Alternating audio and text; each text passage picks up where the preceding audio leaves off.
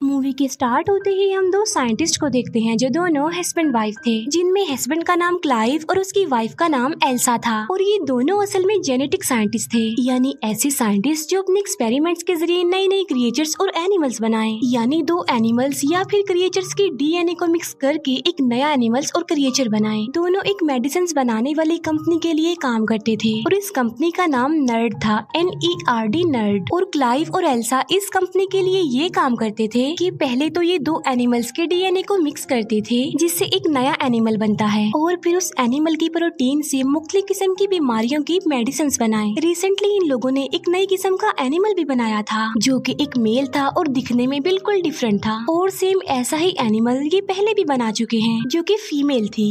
अब ये दोनों एनिमल्स को एक दूसरे के आमने सामने लाते हैं और वो दोनों एनिमल्स एक दूसरे से बहुत प्यार से मिलते हैं, यानी वो दोनों एनिमल्स एक दूसरे को पसंद कर रहे थे। इसका मतलब ये था कि उनका एक्सपेरिमेंट सक्सेसफुल हो गया था। ये देखकर वो दोनों अपनी कंपनी की बॉस के पास जाते हैं और उसे बताते हैं कि हमने बहुत सारे एनिमल्स के डीएनए को मिक्स करके ये अलग तरह का एनिमल बनाया है और इसकी प्रोटीन की मदद से हम बहुत सारी बीमारियों की मेडिसिन बना सकते हैं। और इसके साथ साथ हमने एक नया तरीका भी डिस्कवर किया है, और वो ये कि हम इंसान और जानवर के डीएनए को मिक्स करके एक नई ब्रीड बना सकते हैं और डेफिनेटली हम बहुत सारी बीमारियों की मेडिसिन बना सकते हैं। उनकी बॉस बताती है कि जो काम तुम कर रहे थे, यानी जो एक्सपेरिमेंट तुमने किया, उससे कंपनी बहुत खुश है, और जो तुम बात कर रहे हो यानी इंसान और जानवर के डीएनए को मिक्स करने की, उसके लिए कंपनी अभी एग्री नहीं होगी फिलहाल। और जो जानवर तुमने बनाए हैं, हमारी कंपनी उनके प्रोटीन से मेडिसिन बनाना चाहती है, इसीलिए सारी रिसर्च को रोक कर मेडिसिन बनाने पर फोकस किया जाएगा। जिस पर क्लाइव और एल्सा कहते हैं कि अगर हमने ये काम स्टार्ट ना किया तो कोई और कर देगा। जिस पर बॉस कहती है कि हमने कब कहा कि हम ये काम नहीं करेंगे, हम ये काम जरूर करेंगे, मगर उससे पहले हम मेडिसिन बनाएंगे और उन्हें मार्केट में लाएंगे और उसके बाद तुम्हारे प्रोजेक्ट पर काम किया जाएगा। इसीलिए वो उन दोनों को मना कर देती है। इस बात की वजह से ये दोनों डिसअपॉइंटेड हो जाते हैं, क्योंकि वो दोनों जेनेटिक साइंटिस्ट थे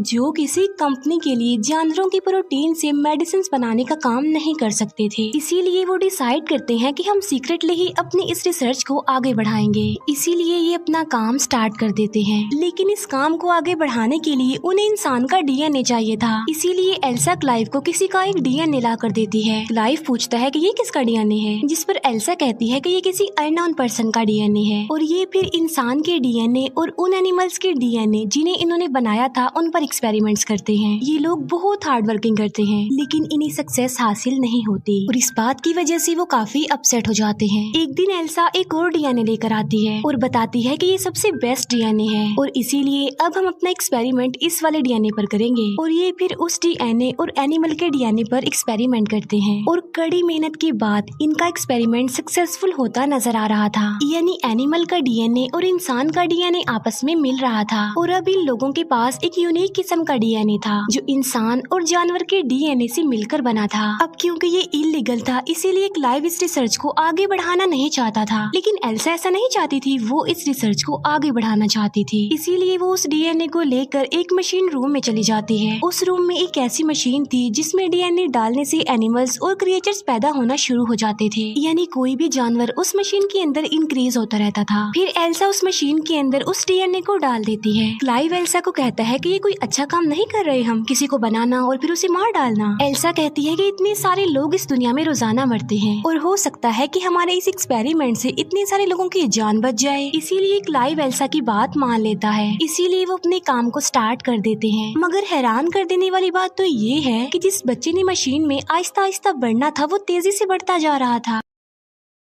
चेक करने पर उन्हें पता चलता है कि बच्चा बिल्कुल नॉर्मल है, लेकिन शाम को उस लैब का अलार्म बजने लगता है और जब ये लोग चेक करने के लिए जाते हैं तो ये देखते हैं कि बच्चा पूरी तरह डेवलप्ड हो गया है, यानी वो पैदा होने के लिए, बाहर आने के लिए डेवलप्ड हो गया है। इसीलिए वो उसे बाहर निकाल देते हैं, जो काफी अजीब लग रहा था। क्लाइव इस क्रिएचर को मारना चाहता था। एल्सा कहती है कि अभी हमें ऐसा नहीं करना चाहिए, क्योंकि क्या पता कि हम एक सक्सेसफुल क्रिएचर बना ले, लेकिन क्लाइव एल्सा की बात नहीं मानता। इसीलिए वो उस जगह पर जाते हैं जहाँ पर वो क्रिएचर क्रिएचर था, क्योंकि वो उसे मारना चाहते थे और वहाँ जाकर उन्हें पता चलता है कि वो तो पहले ही मर चुका है। इसीलिए क्लाइव वहाँ से चला जाता है। एल्सा कहती है कि अब खतरे वाली कोई बात नहीं है। इसीलिए एल्सा उस बॉक्स को ओपन कर देती है और जब वो चेक करती है तो उसे पता चलता है कि यहाँ पर कोई बच्चा, कोई क्रिएचर नहीं है, बल्कि ये सिर्फ एक स्किन है। यानी उस स्किन में से कोई क्रिएचर निकला है जो उस वक्त लैब में ही है। फिर वहाँ पर वही अजीब सा क्रिएचर दिखाया जाता है जिसके 2 पैर थे। बाहर से क्लाइव उस क्रिएचर को देख लेता है और वो एल्सा को कहता है कि तुम जल्दी से बाहर आ जाओ, मैं पॉइजनस गैस ऑन कर रहा हूँ। लेकिन एल्सा क्लाइव की बात नहीं मानती और वो उस क्रिएचर को कहती है कि मैं तुम्हें कोई नुकसान नहीं पहुँचाऊंगी, इसलिए तुम मत डरो। और ये सुनने के बाद वो अजीब सा क्रिएचर एल्सा के पास आता है और उसे डरता भी नहीं। लेकिन तभी पीछे से क्लाइव एक रॉड लेकर वहाँ पर आ जाता है, जिसे देखकर उस क्रिएचर को गुस्सा आ जाता है। फिर क्लाइव और एल्सा वहाँ से बाहर आ जाते हैं। क्लाइव एल्सा को कहता है कि मैं पॉइजनस गैस ऑन कर रहा हूँ क्योंकि मैं इस क्रिएचर को जिंदा नहीं रख सकता, मैं इसे मारना चाहता हूँ। जिस पर एल्सा कहती है कि नहीं, हम सिर्फ इसे बेहोश कर देंगे क्योंकि मैं देखना चाहती हूँ कि हमने क्या बनाया है। इसीलिए वो उसे बेहोश करते हैं और उसे एग्जामिन करने लगते हैं। तब उन्हें पता चलता है कि ये क्रिएचर एक फीमेल है असल में, जो बहुत फास्टली ग्रो कर रही है और एक टाइम ऐसा आएगा कि डेवलप्ड होने के बाद मर जाएगी। यानी इसका लाइफ साइकिल बहुत छोटा है। फिर आहिस्ता आहिस्ता ये क्रिएचर बड़ा होता जा रहा था, डेवलप होता जा रहा था। उसके हाथ पैर निकलने लगते हैं, उसका दिमाग भी डेवलप्ड हो जाता है और एल्सा उसे इमोशनली कनेक्ट भी होते जा रही थी। वो उसे खाना खिलाती थी, डिफरेंट एक्टिविटीज सिखाती थी। एक दिन एल्सा उस क्रिएचर को बहुत सारे अल्फाबेट्स देती है और उसे कहती है कि इन अल्फाबेट्स को ऐसे अरेंज करो कि मेरा नाम बन जाए। लेकिन वो क्रिएचर सिर्फ नर्ड बना देती है, NERD, जो इस कंपनी का नाम था, क्योंकि उसने एल्सा की शर्ट पर ये स्पेलिंग देखे थे। ये देखकर एल्सा खुश हो जाती है क्योंकि वो अब चीजों को पिक कर रही थी। तभी वहाँ पर क्लाइव आ जाता है जो उस क्रिएचर को बिल्कुल भी लाइक नहीं करता था। वो कहता है कि इस क्रिएचर को बाहर किसने निकाला, अंदर रखो इसे, और इसकी दुम भी कवर होनी चाहिए। असल में उस क्रिएचर की एक काफी लंबी दुम थी। एल्सा क्लाइव को कहती है कि इसे जानवर मत कहो। क्लाइव कहता है तो फिर मैं क्या कहूँ इसे। वो कहती है कि तुम इसे ड्रेन कहो क्योंकि इसने अभी अभी अल्फाबेट से NERD नर्ड बनाया है, जिसे उल्टा करके ड्रेन बनता है। और फिर एक दिन क्लाइव का भाई भी ड्रेन को देख लेता है और उसे ड्रेन की सारी रियलिटी पता चल जाती है। अब क्योंकि वो ड्रेन को वहाँ पर नहीं रख सकते थे, इसीलिए वो उसे एक फार्म हाउस में भेज देते हैं। और अब वो टाइम आ जाता है जब क्लाइव और एल्सा ने कंपनी के ऑनर को प्रेजेंटेशन देनी थी उन क्रिएचर्स के बारे में जो उन्होंने पहले बनाए थे। और जब वो प्रेजेंटेशन देने के लिए उन दोनों क्रिएचर्स को कंपनी के ऑनर के सामने लाते हैं और तब वो दोनों क्रिएचर एक दूसरे से लड़ने लगते हैं और इसी में ही उनकी मौत हो जाती है। और इस बात की वजह से वो लोग काफी डिसअपॉइंटेड हो जाते हैं। फिर वो उन दोनों क्रिएचर्स के लड़ने का रीजन ढूंढते हैं। तब उन्हें पता चलता है कि उन क्रिएचर में जो फीमेल थी वो अपने आप ही कन्वर्ट हो गई थी, यानी उसने अपना जेंडर चेंज कर लिया था और वो मेल बन गई थी क्योंकि उस क्रिएचर में एक ऐसे एनिमल का DNA था जो खुद को कन्वर्ट करके अपना जेंडर चेंज कर सकते थे। और एल्सा और क्लाइव को ये बात इसीलिए पता नहीं चल पाई क्योंकि वो अपने दूसरे एक्सपेरिमेंट यानी ड्रेन के साथ बहुत बिजी थे और यहाँ पर वो टाइम ही नहीं दे पाए। ड्रेन जो कि अब काफी बड़ी हो चुकी है और एल्सा उसे बिल्कुल बच्चों की तरह ट्रीट करती थी, उसे सब कुछ सिखाती है, उससे प्यार करती है। लेकिन एक दिन ड्रेन भागकर जंगल में चली जाती है और जब क्लाइव और एल्सा उसे चेक करने के लिए जाते हैं तो वो देखते हैं कि ड्रेन ने एक रैबिट को मार दिया है और वो उसे खा रही है। इसके बाद वो दोनों उसे घर ले आते हैं। एल्सा फिर जब ड्रेन को खाना देती है तो वो खाना नहीं खाती बल्कि कहती है कि मैं इस बोर जगह की वजह से बहुत ज्यादा बोर हो गई हूँ। ये बात वो अपनी जुबान से नहीं बताती बल्कि वो उन अल्फाबेट्स की मदद से TDS लिख देती है, यानी यहाँ पर मैं बहुत ज्यादा बोर हो रही हूँ। फिर वो छत को फाड़कर ऊपर चली जाती है। तब उसके पीछे पीछे क्लाइव और एल्सा भी जाते हैं।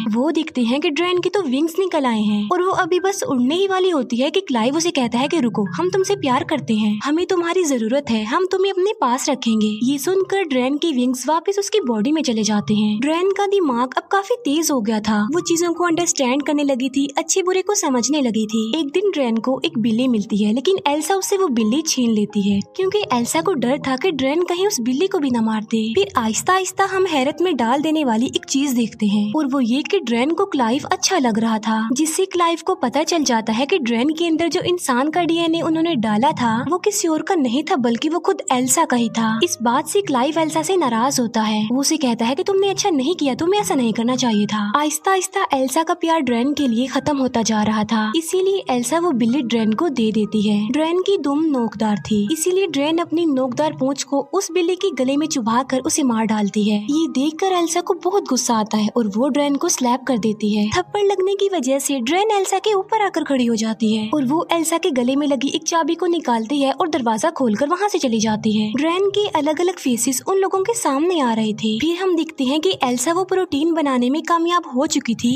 जिसकी रिस्पॉन्सिबिलिटी कंपनी ने उस पर लगाई थी। फिर एक दिन क्लाइव कैमरा की फुटेज यानी अपने लैपटॉप की स्क्रीन पर देख रहा होता है कि ड्रेन कहाँ पर है और ड्रेन उस वक्त पानी में होती है और अब क्लाइव को भी ड्रेन अच्छी लगने लगी थी और वो अपने लैपटॉप की स्क्रीन पर हाथ लगाता है। दूसरी तरफ ड्रेन भी कैमरा को टच करती है यानी वो क्लाइव के हाथ को अपना हाथ लगाती है क्योंकि वो जान चुकी थी कि क्लाइव उसे देख पा रहा है। ये देखकर क्लाइव काफी हैरान रह जाता है। फिर हम देखते हैं कि क्लाइव उस फार्म हाउस उस जगह पर आया है जहाँ पर ड्रेन थी। क्लाइव वहाँ पर अकेला आया था यानी उसके साथ एल्सा नहीं थी। क्लाइव ड्रेन को आवाज लगाता है लेकिन वो उसे कहीं पर भी नजर नहीं आती। तभी क्लाइव पीछे मुड़कर देखता है तो ड्रेन उसके पीछे खड़ी होती है। तभी ड्रेन क्लाइव के पास आकर उसे कहती है कि तुम मुझे अच्छे लगते हो। इस पर क्लाइव कहता है कि नहीं ये बुरी बात है। लेकिन अब क्योंकि क्लाइव को भी ड्रेन अच्छी लगती थी इसीलिए वो भी अपनी फीलिंग्स पर कंट्रोल नहीं कर पाता। लेकिन इतनी ही देर में वहाँ पर एल्सा आ जाती है। वो जब उन दोनों को साथ देखती है तो उसे बहुत बुरा फील होता है इसीलिए वो नाराज होकर वहाँ से चली जाती है। अब क्योंकि ड्रेन की दुम का इतना बड़ा नेल था यानी वो किसी के लिए भी खतरा हो सकता था इसीलिए एल्सा उसकी दुम काट देती है। एल्सा बहुत ज्यादा सैड होती है और यहाँ पर उन दोनों को अपनी गलती का एहसास होता है कि उन्हें ये क्रिएचर नहीं बनाना चाहिए था। एल्सा कहती है कि जो प्रोटीन कंपनी को चाहिए था वो मैं बना चुकी हूँ और वो ड्रेन के अंदर है, बहुत ज्यादा है। और अब वो दोनों डिसाइड करते हैं कि वो ड्रेन को मार डालेंगे। फिर वो दोनों ड्रेन के पास जाते हैं। वो देखते हैं कि ड्रेन की हालत तो ऑलरेडी मरने वाली है और देखते ही देखते ड्रेन मर जाती है क्योंकि हम जानते हैं कि उसका लाइफ साइकिल इतना ही था। उसके मरने के बाद वो दोनों उसे करीबी जगह पर दफना देते हैं। दफनाने के बाद क्लाइव का भाई वहाँ पर आता है और उसके साथ एक और एम्प्लॉय था और क्लाइव का भाई भी उसी कंपनी में काम करता था। क्लाइव का भाई कहता है कि मैं जानता हूँ कि तुम दोनों ने एक क्रिएचर बनाया है जो बिल्कुल इंसानों जैसा लगता है क्योंकि जो प्रोटीन तुमने कंपनी को दिया है उसमें ह्यूमन का डीएनए भी शामिल है। इसीलिए अब मैं उस क्रिएचर को देखना चाहता हूँ जो तुमने बनाया है। जिस पर वो कहते हैं कि वो तो मर चुकी है और हम तो उसे दफन भी कर चुके हैं। और तभी किसी की जोरदार चिल्लाने की आवाज आती है और ये आवाज उस तरफ से आ रही थी जहाँ पर उन्होंने ड्रेन को दफन किया था। इसीलिए वो जल्दी से उसी तरफ भागते हैं। वो देखते हैं कि जहाँ पर उन्होंने ड्रेन को दफन किया था वो वहाँ पर नहीं है